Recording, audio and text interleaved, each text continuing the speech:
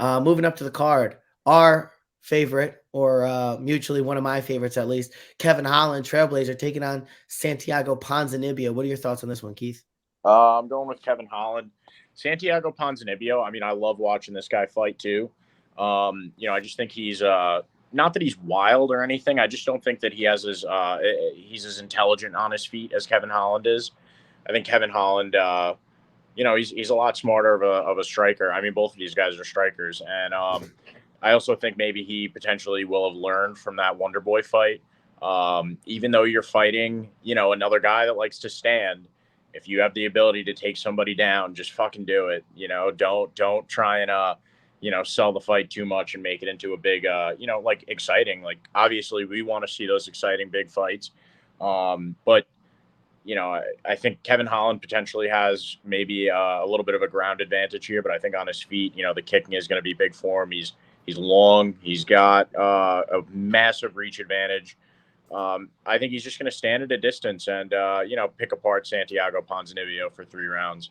I don't know if he gets the finish. I don't think he has the power to put out Santiago. Santiago has a pretty good chin. But, yeah, I think Kevin Holland's just going to pick him apart, just punches and kicks all day. And then if he has to, he can maybe take Santiago Ponzinibbio to the ground. And I know what I said sounds kind of funny, that Kevin Holland maybe has the advantage on the ground in this fight. But, he's gotten better, it looks like, at his wrestling, and he's a little bit more willing to go for some takedowns these days. So, but I just, like I said, I think it's going to be a pick apart. It's going to be a nice decision fight. So, I'm going with Kevin Holland here. What do you got? Yeah, so a couple of things. So I think Santiago Ponzinibbio is a guy, I think he traditionally fights at 85. So coming down now to 170, latest, weight was weighing in at 180 for the fight with Alex Morono, in which he won by overhand right. Listen, I think Santiago Ponzinibbio, like, it's going to be interesting seeing him fighting at 170. I think, right? He is traditionally 185, right? Or maybe I'm getting that confused. No, maybe it's 170. So why did he fight up? I don't know. It has him ranked here as a mid notice. Yeah, it has him rated there as a middleweight, maybe just because 179 was closest. But okay, anyway. So forget that entire first part. Kevin Holland has looked much better at 170 than he did at 185 anyway.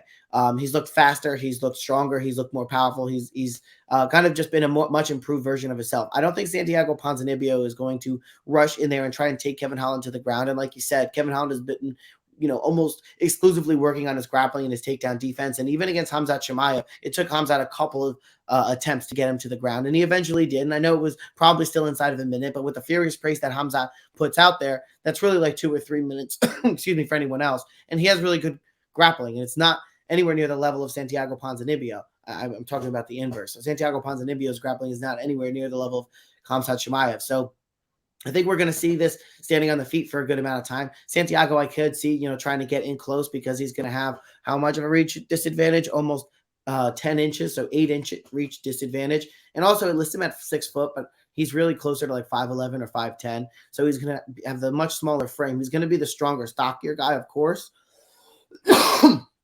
But I don't know if that's going to be enough to get it done. He's going to surely try and hold Kevin Holland up against the cage. But, as he tries to move in, I think Kevin Holland's going to have those long limbs. He's going to throw some of those elbows. He's going to throw some of those kicks. He's going to be able to keep the distance. I think he's be able to move around on the outside. I think he's going to be quicker. I think he's going to be able to pop that jab, chop that one too. I think there's a lot of different things that Kevin Holland can do on the feet that's going to be overwhelm and outpoint Santiago Ponzinibbio. And then if it does go to the ground in terms of on the floor, Kevin Holland is very well versed at his jiu-jitsu. The only time Santiago Ponzinibbio would have an opportunity is if he had his back. But I think Kevin Holland is well versed enough at those positions to be able to get success there too. He's just the only really concerning area is if Santiago Ponzinibbio is able to hold him up against the cage and just get some time there, kind of like how Roman Dolidze used to win fights. So that's the only thing, but I'm going Kevin Holland in here, and I think this is going to be absolutely a fight to watch. It's going to be very interesting, and I think we see a finish here. Oh, wow. Okay, so you think it's – all right. I like that. I mean, I would prefer a finish in this fight. So, yeah, I think personally it's going to go the distance, but I like that pick. Yeah, I mean, listen, Santiago Ponzinibbio, he was finished by Li Jingliang, who people say hits like a truck. People say Kevin Holland absolutely hits like a truck, and he was able to finish a lot of people. And I know that he lost to Stephen Thompson, but when he lands, Kevin Holland can land. If you're able to put people away, or Jacare Souza off your back, I don't care what you say, you have power, and it's big power. Oh, big time. Yeah, that's true. Yeah, it's gonna be a sick fight.